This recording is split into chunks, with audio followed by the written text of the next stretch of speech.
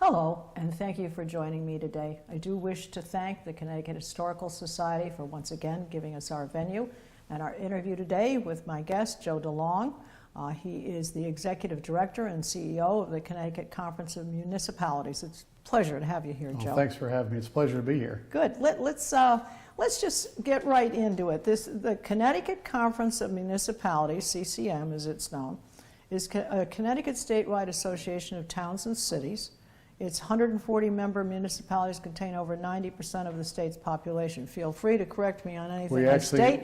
Yeah, we actually represent every town and city in Connecticut now. So we have all 169 cities and towns as our members. We represent the entire population of the state of Connecticut. Now, when you represent them, what is involved in the responsibilities of this group, and what type of services do you provide? Sure. Let's take people through everything. It's quite a long list. Well, we're a very robust organization. We're broken down in several departments.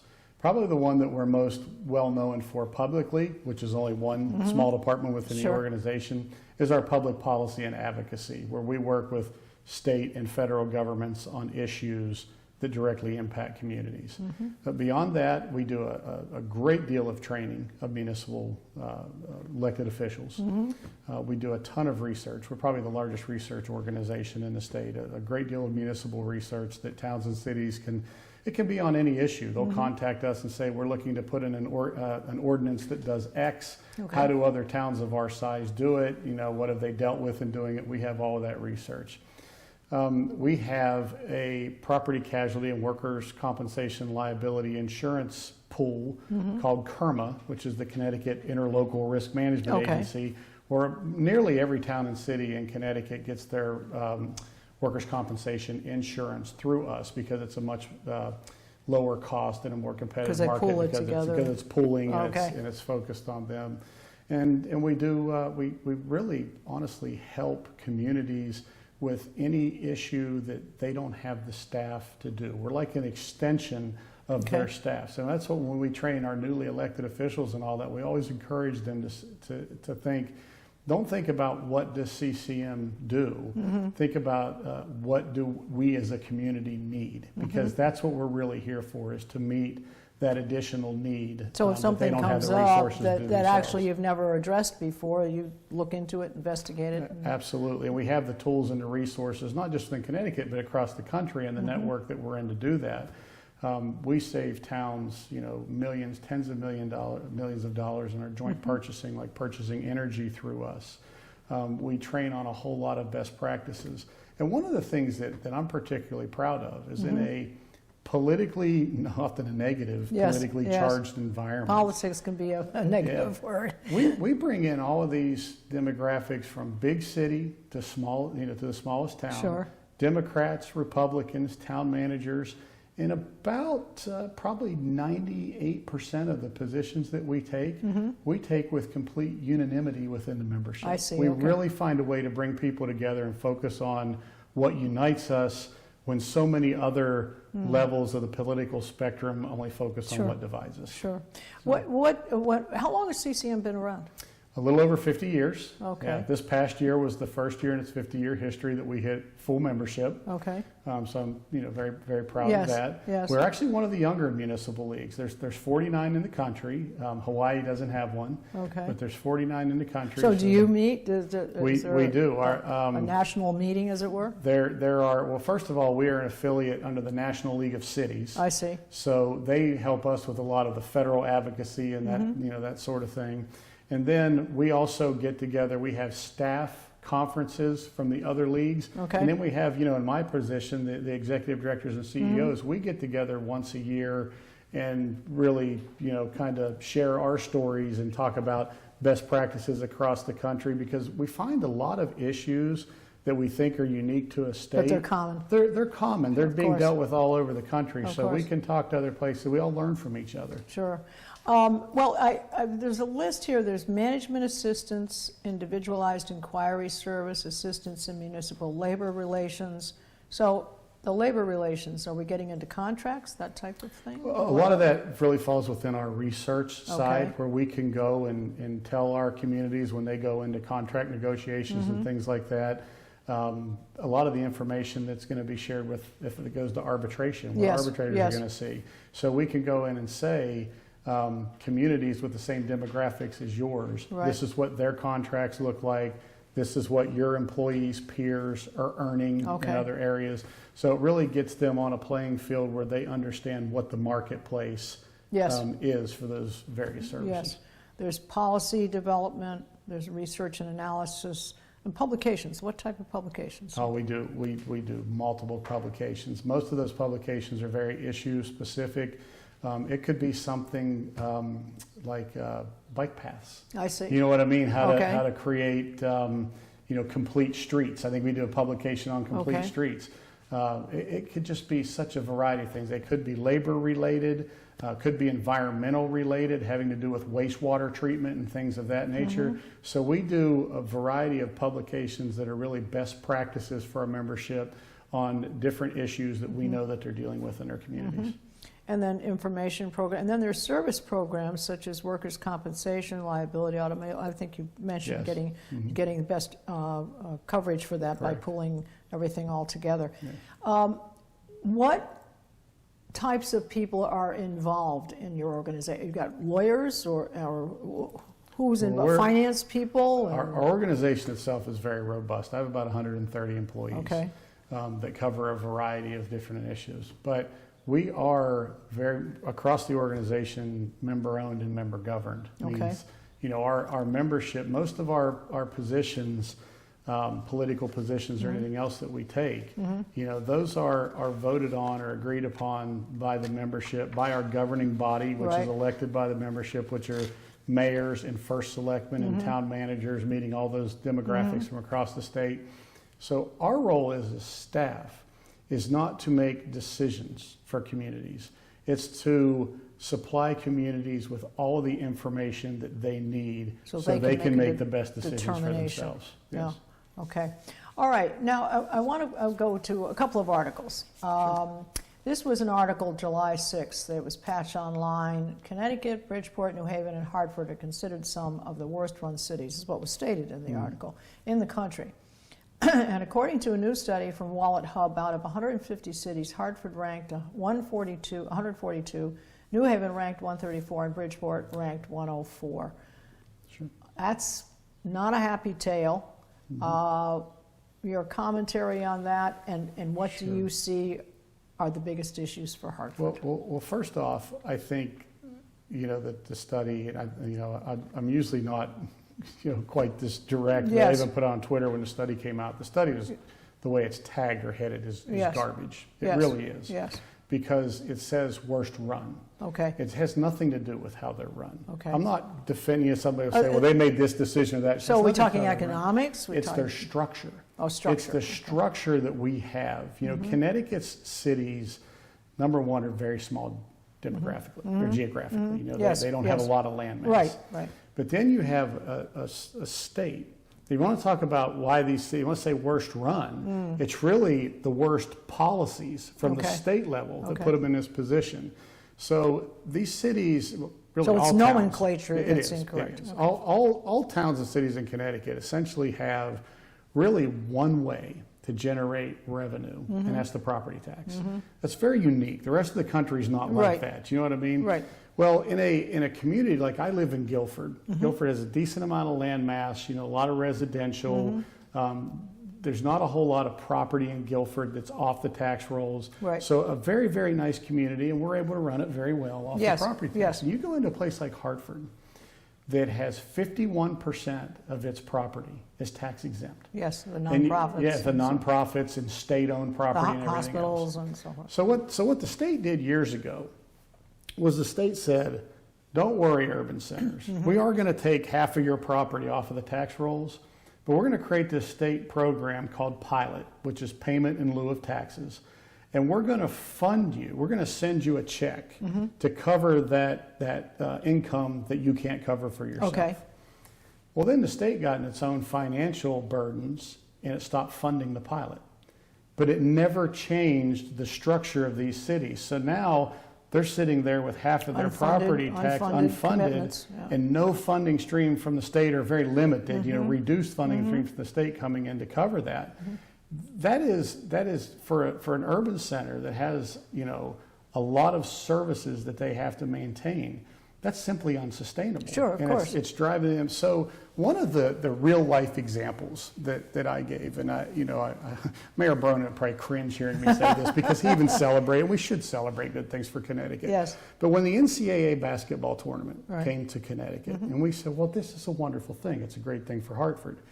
Well, all these people came in and stayed in Hartford hotels. Any other city that hosted an NCAA tournament received revenue from that. Sure, of course. Not in Hartford. That revenue all went to the state because there's no hotel tax. The state doesn't allow a local hotel tax that goes. So Hartford got nothing for that. And then you had the big beer garden that was downtown. Yes. Hartford picks up no revenue from that because none of the sales taxes went to Hartford. That all went to the state. There's no financial benefit. But what did Hartford get out of it? Well, they got a lot of overtime for their police force. Right. So they got a lot of expenses and no profit. So all of these expenses and no revenue to support it. The state's picking up all the revenue. So what you have is, it may be great for state legislators because they're seeing an uptick in those revenues. But Hartford is seeing a huge uptick in its expenses to put on this event and absolutely no uptick in revenues to support it. That is extremely unique in Connecticut from anywhere else in the country. Right. So, can that be temporarily changed? You got a big event coming and you say, hey, we're not going to do it this way? It probably could be. It would take a really strange act of the legislature to do it, and then you'd be changing people's accounting systems and everything else. But the bigger thing that I think is challenging from our perspective is you have a state that essentially has taken the position of towns and cities. We're not going to give you any tools in your toolbox, but don't worry, we'll take care of things because we know best. Well, they don't know best. Their history has shown that, but they've kept the handcuffs on these communities to where they can't grow and they can't cover their basic needs. So it becomes a huge challenge. So when these studies come out and say, worst run based off of the challenges they have, well, the worst run is not really a reflection on the local leaders. It's a reflection of the structure that these cities are placed under by the state of Connecticut. So how do you go about changing this? We've had the experience. It's the rearview mirror. We can see. So why don't we change it? How does one go about doing that? Well, you have to. One thing you have to have. It's this tricky word that's almost like a bad word in Connecticut, which is reform. You have to have major reform. Does that come directly from the top? Does that come from the governor? Does it come from people speaking up? It comes from the governor and the state legislature being willing to do it. I think you have a lot of people who have spoken up and called on it for years. Look, you can go back. I've been here 5 years. Yeah. You can go back 40 years and pull newspaper editorials. Sure. That say we've got to reform property tax. This has been going on every year. Somebody said people run on off, but nobody does it. They talk about it every year, but nobody does it. You're going to have reform in what we kind of call the three-legged stool. That you can't do. You get maybe the Democrats want to do one, but not the Republicans. The Republicans want to do it, but you have to do all three. And a three-legged stool is you've got to reform the way that revenues are collected. Now, a lot of times, if you say, okay, we need to have fees for the use of the public right of way, which are called franchise fees, which are in most other states have them, or we need to have a local sales tax, or we need to have, whether it's a local income tax, or all these different options. Would that come from the comptroller's office? It comes from enabling statute that allows towns and cities to do it. So you have to establish a statute. You have to establish a statute to allow them to do it. So the tricky part is that part, when you say that, the first thing people hear is tax increase. We have enough taxes. Why do we want a tax increase? And so trying to educate people, it's not about more revenue. It's about collecting revenue differently. That matters because those high unsustainable property taxes actually squash growth and development. And because that growth and development is squashed, you end up with less sales taxes and less income taxes because you're not growing. So that's the one leg of the stool. You have to reform the tax code. The other leg of the stool is cost containment and cost controls. And that a lot of that comes from some labor reforms. Yeah. You know, and those labor Well, reforms. some of those things are fixed in stone. Yeah, they are, and they're difficult. And even things as simple as, you know, some reforms that would allow us to get around or work around some town charters that have a ton of unintended consequences Yes. in them. And then the third leg of that stool, once you get on the other side of the labor reforms and the arbitration issues and all Yes, of that, yes. and I'll give you an example of that, why it's so important even in Hartford here in a minute. Then the other part of it is the shared services, doing the reforms to where we can, look, we're a state that is the size of a large county in other states. The fact that we have to provide every service 169 Right, repetitive ways Yeah, yeah. is crazy. But what will happen a lot of times with the 169 ways is you'll get the General Assembly that'll point the finger down to towns and cities and say, this is inefficient, you need to fix this. But what the General Assembly won't do is remove the statutorial barriers that keep that from happening. I see. We have labor contracts that say Right. that you can't assign somebody to work across the border. Right, right. That's just crazy. Right. You might think about this. You might drive to work in Hartford from West Hartford, but once you're in Hartford, they can't assign you to go do Right, your right, job in right, West Hartford. right, I mean, yeah. it's Yeah, just, that's it's just bizarre. Yeah. We're You tangled have- up in our own underwear. Yeah, we are. We absolutely are. And so what I was saying about the arbitration reform, before Hartford got what they called the bailout, Yes. the money from the state, which frankly, I didn't look at that as the state bailing out Hartford. I looked at it as the state bailing out itself because Right, it created exactly. the mess in Well, Hartford. It is its capital. Yeah, They better watch out for its own. And they put it in that position. Right, It wasn't right. decisions made in Hartford Right, that did right. that. But before that bailout ever took place, you had the mayor and others who were going up to the Capitol and saying, if we don't get some revenues, the capital city is going into bankruptcy. Okay. So all that's very well known. At the same time, there's a labor contract that goes to arbitration, and the arbitrators award, I think it was the police, could have been fire, I think it was the police, they award them a 6.5% pay increase. So, you know, you look at these things Yeah, and it's like, yeah. wait a minute, the Yeah. city is going into bankruptcy. Right, right. Well, the arbitrators are awarding people Right. 6.5% pay increases. You can't blame that on the council or the mayor Exactly. or anybody else. That's the state created You've just arbitration neutralized, system yeah, that your- did it. your objective. So you need to look at all of these areas, and you don't need to come in and drop a bomb and blow everything up, but you need to be willing to reform Zero-based things budgeting. and- We're going to. Zero-based budgeting, yeah. But you've got to be able to do, we put forth legislation the last several years, very simple bill that the state still has not gotten done. Yeah. That all it says is to enact a state statute that says that nothing in a town charter Okay. can preclude a service sharing arrangement. Okay. So you can't put in a charter and say, we're not going to work with our neighbor. Okay. Now, nobody has that directly in a Right, charter, but right. you have things like a town charter that's been around for years that says, the town shall have a fire chief and the fire chief shall report to the first selectman. You get 2 or 3 towns that have that, guess what? They can't create a fire district because the charter is already defining that the fire Oh, chief I is see, here okay. and works for me. Oh, You know what okay, I mean? yeah. And so, you know, there's all those kind of little unintended consequences that sit in these charters. And so the answer is, and you'll hear this from legislators sometimes, the answer is, well, just open up the charter and fix it. But state law doesn't allow you to open up a charter for a specific purpose. Yeah. You have to And do a time period, You have right? to do a full charter revision Right. anytime you open a charter up. Because most of them are 10 years, yes? Yeah, well, some of them are required every 10 years, but you could do a charter revision Oh, you every can- year if you oh, wanted to. oh. But it's you're opening Pandora's box. I see. And it's very expensive. So now you're trying to do a service sharing And it's arrangement. expensive because? There's so much legal fees that go into Oh, it I and all see. of the work. You know, it's not a charter revision is not a simple process. I see, you know? okay. And so what you're trying to say, you're just trying to create something as simple as a fire district to Right. save money to combine services with a neighboring Right, town. right. Well, to do that, now I have to go through a charter revision that may cost the town hundreds of thousands of dollars. At some point, it's like, what's not really I worth see, it to okay. me?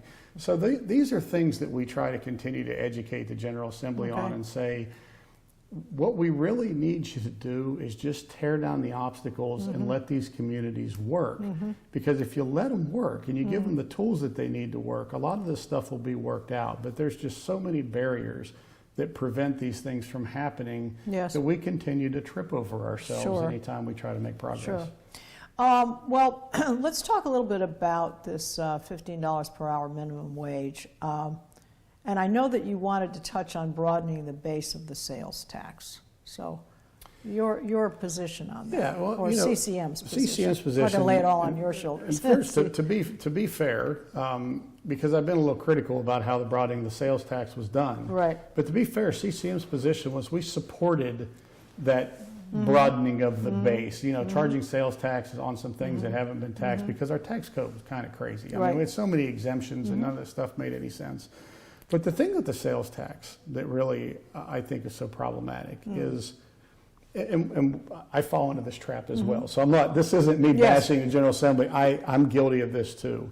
Those of us who get into policy, we have a tendency to look at spreadsheets and data in other states and become these policy wonks on paper. Okay. And we forget about people and how things really impact people.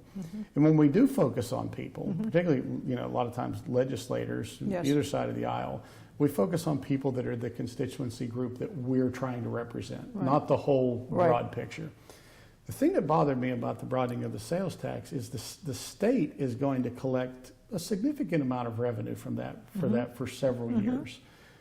But a lot of small business, big business doesn't even matter because they have the systems to do it. But a lot of mom and pop company, you know, dry cleaners or little grocery stores or little things like that, you know, a lot of them had to make changes to their accounting systems to be able to collect that money. I don't think anybody ever thinks about that. They don't. No. So now you've got a really small family-run dry cleaners that maybe at the end of the day, you know, it's been a family for generations, Right. might employ a couple people, so Right, they're sure. making a good living. When it's all said and done, this family might be making $50,000-$60,000 a year Right, off of this right, thing, but it's right. been a labor of love. It came from their grandfather. It's what they sure, do. They sure. want to keep it going. And now you have this new legislation, and they can't collect that sales tax without going in and doing a $15,000 or $20,000 upgrade Right, right. to their accounting systems and everything to be able to account for the money and then send the money to the state. And, you know, we're seeing that happen all over the state where these businesses, these little small businesses are saying, I just can't do it. And they're going out of business. My dry cleaner, who had 2 operations, you know, there are 2 locations. Right. That's what they do. They're closing their doors. And it's not because the sales tax is costing them anything. It's not costing them customers. Yeah. It's not coming out of their pocket. But the advancements that they have to make to their systems is just more than they can bear to make it worthwhile because they're running on a shoestring anyway. So why is this not accounted Well, for? exactly. It should be helped Why for them. not create this legislation and say we're going to be benefiting as a state from this revenue for Right. years? Right. But on the front end, we have to create a little bit of an investment and create a pool of money where you can apply for a grant or something if you're a small business to help you through this transition. We're going to assist you to keep your doors open and make this as seamless for you as possible.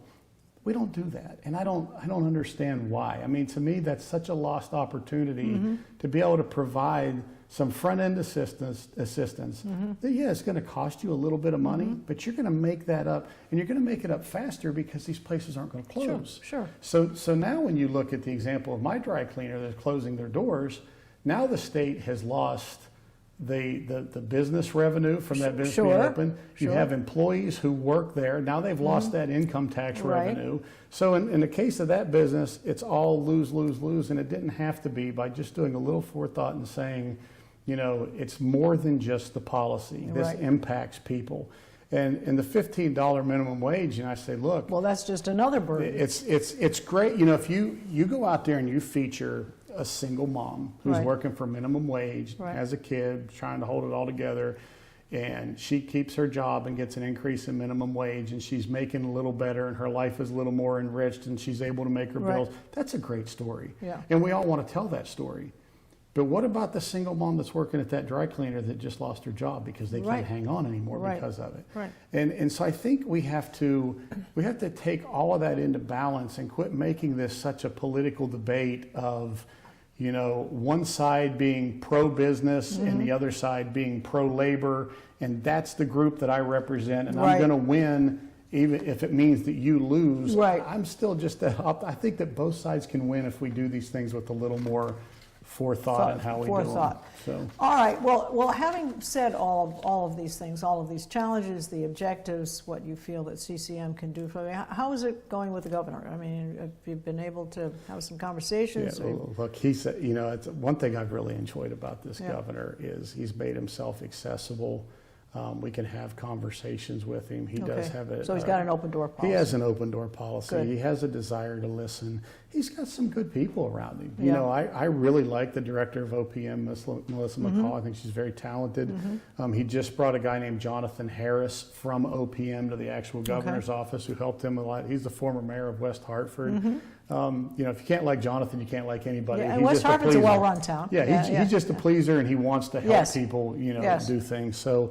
I think that the administration, I will say this about them, it all starts with having good people with their hearts in the right place. Yes. And I think there's a lot of good people who want to do good things. Yes. With that being said, I think they would probably admit this, they have a tremendous learning curve. Yeah. A lot of the issues, they're still just, there's not a lot of. But as state long as they're government experience. willing to acknowledge that. Absolutely. And that's why they want to listen to you. Yes. I mean, that's part of it. They do, and they want to do good things. They want to continue to grow. They want to continue to bring people to the table. One of my frustrations is, and I have to be so cautious when I say this because I don't want to be disrespectful. I was a former legislator myself and a state majority leader in another state, and I respect that process so much. But people think, you change the governor and then new administration, everything can change. Yeah. That's like taking the worst football team in the NFL and changing the head coach but keeping all the same players. Yeah. Most of the time they're still going to lose Sure. because the players don't change. And what we've seen, at least in my time since I've been here, and I'm not criticizing them as individuals, but the budget is done every year by the same group of people who get together behind closed doors. And the members of their caucuses might change in elections and all that. And some of those back row legislators' names and faces, and you get Republicans pick up a lot of seats, and then you have a blue wave and all the seats Right. go back. But the people at the top in the General Assembly that are calling all the shots, that hasn't moved. That's been a stone. People think you've had all this change. Yeah. You haven't. That's been a stone. And as an equal branch of government, and I would say a stubbornly equal branch of government, a lot of times a deadlocked equal branch of government, it's hard. The governor, the one thing about Ned Lamont. But it sounds, let me just say, because we've come to the end of our time, but, Sure. but what I'm hearing is it's going to be really optimistic. You feel optimistic about this? I do. I feel optimistic because I think that we have an executive who wants to be out there, wants to care, and wants to grow. Okay. But we have significant challenges, and those challenges have to be met head on. Well, it's been a pleasure to have you here. I want to make sure that I give the website. It's ccm-ct.org. It's been a pleasure to have you here. It's my pleasure. Thank you so much. You're welcome. And please be sure to see all of our shows on ctvalleyviews.com. I want to thank the Connecticut Historical Society once again for providing this venue. Thank you.